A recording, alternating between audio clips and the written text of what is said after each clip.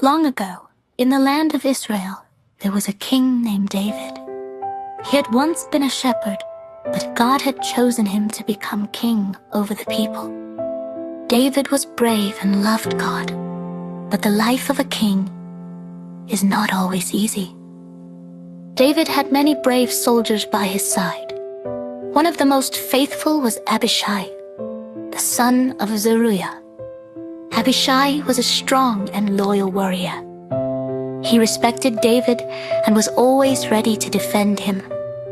At that time, Israel had many enemies. One day, a Philistine giant came to fight against David's men. The giant was very strong, and the soldiers of Israel were afraid. David entered the battle, but the battle was hard. The king was tired and in danger. When Abishai saw this, he immediately ran to help him. He bravely charged into battle and struck down the giant. Thus, Abishai saved King David's life. After that day, David's men said, "Our king should not fight alone in battle, for he is the light of Israel." But David's greatest challenge did not come from a foreign enemy. It came from within his own family. David's son Absalom was a handsome, charismatic young man. Many people admired him. Gradually, Absalom began to win the hearts of the people of Israel. He would stand at the city gates and tell the people that he could be a better leader. Over time, more and more people began to follow him. One day, Absalom declared himself king and set out against his father. When David heard this news, his heart was filled with sadness. He did not want the people to suffer because of a war in the city.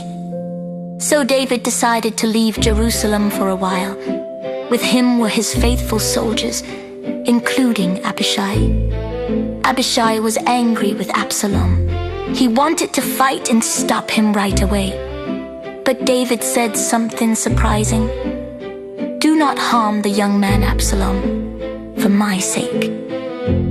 Even though Absalom had rebelled, David still loved him, because he was his son. The day of battle came between David's army and Absalom's army. The battle took place in a large forest. During the battle, Absalom fled on a mule.